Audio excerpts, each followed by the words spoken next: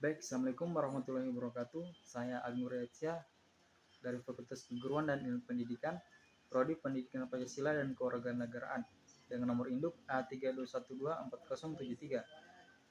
Baik, di sini saya akan menjelaskan sedikit mengenai materi yaitu hukum adat dari mata kuliah Pengantar Hukum Indonesia dengan dosen pengampu Pak Dr. Hasdin SPD MPD. Baik, di sini saya akan menjelaskan sedikit mengenai hukum adat.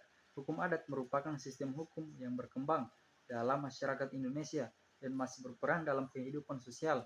Namun, beberapa sanksi adat dapat bertentangan dengan hukum positif dan hak asasi manusia atau HAM. Dalam sistem hukum Indonesia yang plural, hukum adat berinteraksi dengan hukum positif dan hukum Islam dalam penyelesaian sengketa meskipun hukum negara tetap dominan. Adapun hukum adat memiliki berbagai corak seperti religio, magis, kerajaan, kesukuan, dan agraris. Saat ini, corak agraris dan kesukuan masih sering diterapkan. Negara juga memiliki peran dalam menjaga eksistensi hukum adat tanpa melanggar konstitusi. Hukum adat juga tetap relevan di era modern dan dapat menjadi sumber hukum yang sah selama tidak bertentangan dengan hukum nasional. Baik, adapun pertanyaan dari materi ini adalah apakah ada sanksi yang didapatkan dari hukum adat namun melanggar hukum positif dalam hal ini yaitu hak asasi manusia? Jika memang ada, tolong berikan cara penyelesaian konflik ini yang kiranya seimbang antara keduanya. Baik, jawaban dari pertanyaan tersebut adalah sanksi hukum adat yang melanggar HAM dan cara penyelesaiannya adalah yaitu beberapa sanksi hukum adat seperti pengucilan sosial, denda berlebihan, atau hukuman fisik dapat bertentangan dengan HAM. Penyelesaian konflik ini dapat dilakukan melalui mediasi, yang dimana melibatkan tokoh adat, masyarakat, dan aparat hukum untuk mencari solusi yang adil. Dan regulasi daerah, yaitu membuat aturan yang mengakomodasi hukum adat tanpa melanggar HAM. Dan terakhir yaitu pendidikan hukum, yang dimana sosialisasi kepada masyarakat mengenai HAM dan hukum nasional agar sanksi adat tetap sesuai dengan prinsip keadilan.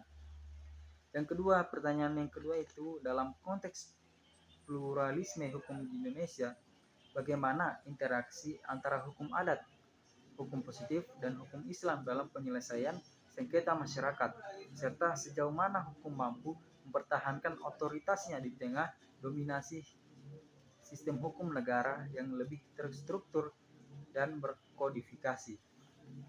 Baik, jawaban dari pertanyaan kedua tersebut adalah yaitu interaksi hukum adat, hukum positif, dan hukum Islam dalam penyelesaian sengketa yaitu terbagi menjadi tiga, yaitu hukum adat, hukum positif, dan hukum Islam.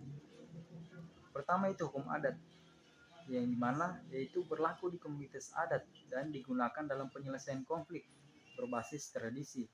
Lalu yang kedua itu hukum positif, yaitu berupa undang-undang yang mengatur seluruh warga negara secara formal dan terstruktur. Dan yang terakhir yaitu hukum Islam, yang dimana berlaku bagi umat muslim terutama dalam perkara perkawinan, waris, dan ekonomi syariah.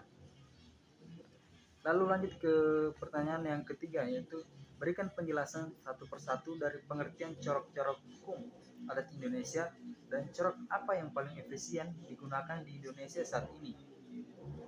Baik, dari jawaban dari pertanyaan tersebut adalah corak hukum adat dan corak yang lebih efisien. Corak hukum adat dan corak yang lebih efisien adalah religio magis, yang mana berbasis kepercayaan dan unsur spiritual.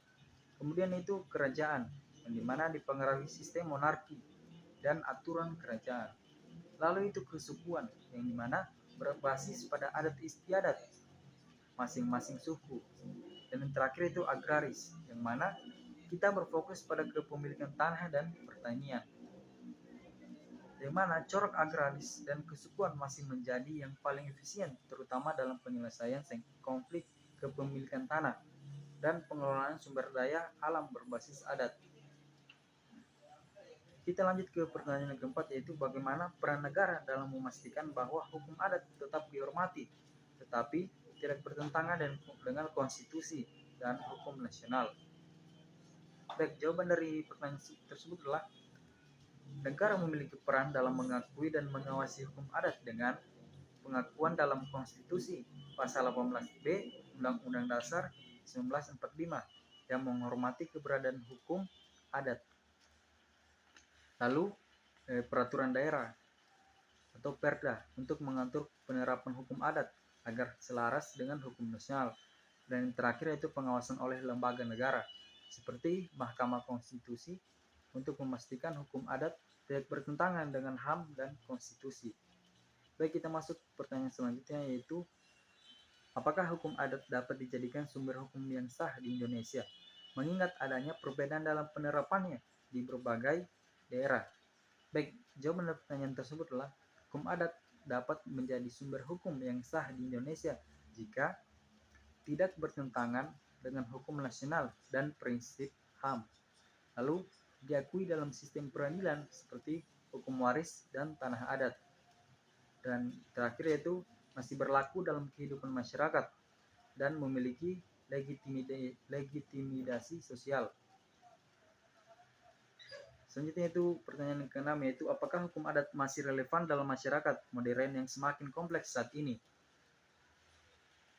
Yang dimana hukum adat tetap relevan dalam masyarakat modern karena berperan dalam penyelesaian konflik berbasis komunitas, lalu menjaga identitas budaya dan nilai lokal, dan terakhir itu digunakan dalam pengelolaan sumber daya alam seperti tanah ulayat.